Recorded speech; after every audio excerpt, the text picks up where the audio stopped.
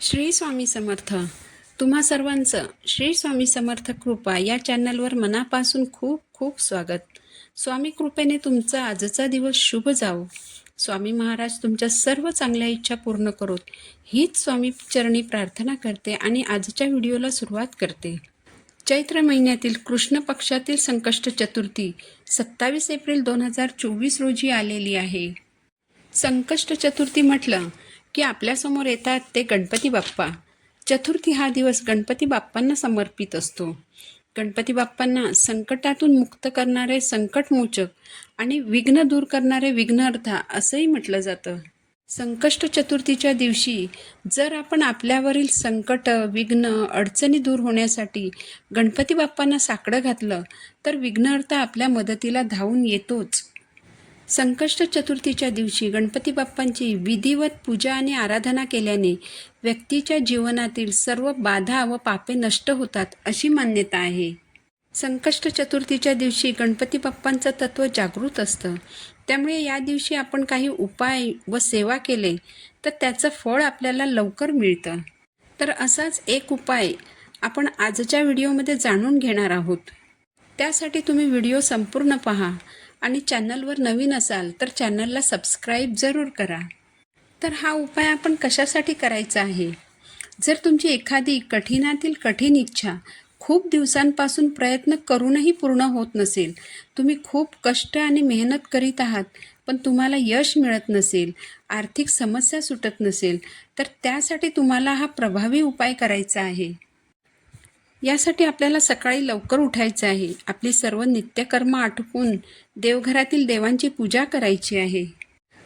बाप्पांच्या मूर्तीवर अभिषेक करायचा आहे.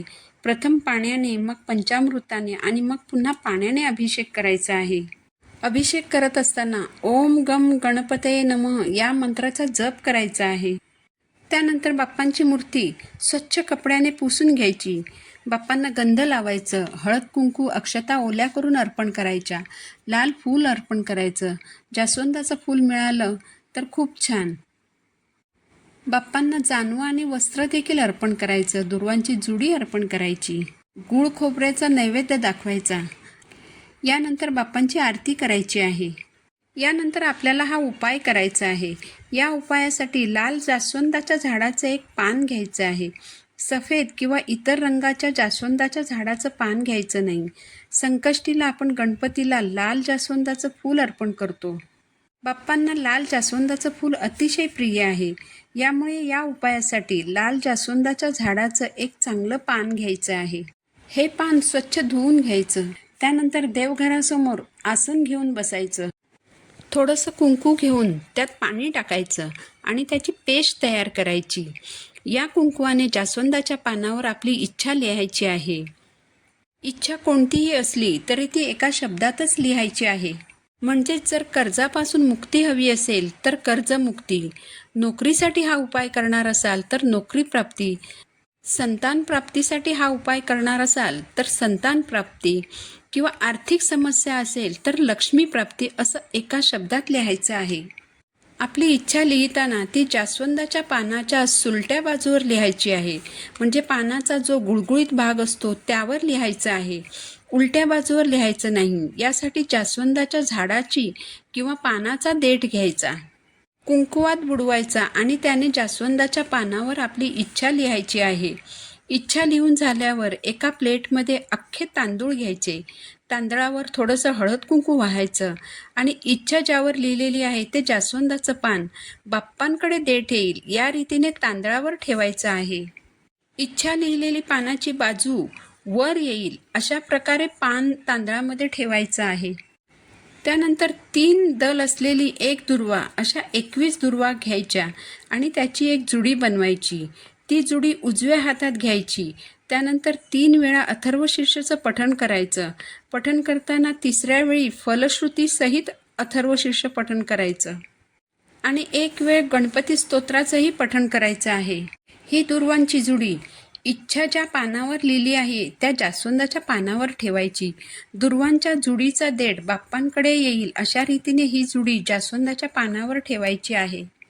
आता ही प्लेट ज्यामध्ये तांदूळ आहेत, तांदळावर इच्छा लिहिलेलं जास्वंदाचं पान आहे आणि त्या पानावर दुर्वांची जुडी ठेवलेली आहे. ती प्लेट सायंकाळी 4 वाजेपर्यंत बाप्पांसमोर ठेवायची. 4 वाजल्यानंतर प्लेटमधील जास्वंदाचं पान आणि दुर्वांची जुडी उचलायची. त्यावर प्लेटमधील 7 अख्खे तांदूळ ठेवायचे. एक सफेद धागा घ्यायचा आणि इच्छा लिहिलेले जास्वंदाचं पान, दुर्वांची जुडी आणि 7 अख्खे तांदूळ धाग्याने बांधायचे. नंतर जवळच्या गणपती मंदिरात जायचं. मंदिरातील बाप्पासमोर हातात पान घेऊन उभं राहायचं. आपली इच्छा बाप्पांना सांगायची. त्यानंतर हे पान बाप्पांच्या कपाळी लावायचं आणि मग स्वतःच्या कपाळाला लावायचं. पुन्हा आपली इच्छा बाप्पांना बोलून दाखवायची आणि ते जास्वंदाचं पान बाप्पांना अर्पण करायचं. या उपायाने तुमची कठीणातील कठीण इच्छा पूर्ण व्हायला बाप्पा मदत करतील हे नक्की. दर महिन्याला संकष्टी येत असते. जर तुम्ही हा उपाय दर महिन्याच्या संकष्टीला केलात तर या उपायाचे खूप चांगले परिणाम दिसून येतात. माहिती आवडली असेल तर चॅनलला सबस्क्राईब जरूर करा. पुन्हा भेटू नवीन व्हिडिओसोबत. श्री स्वामी समर्थ.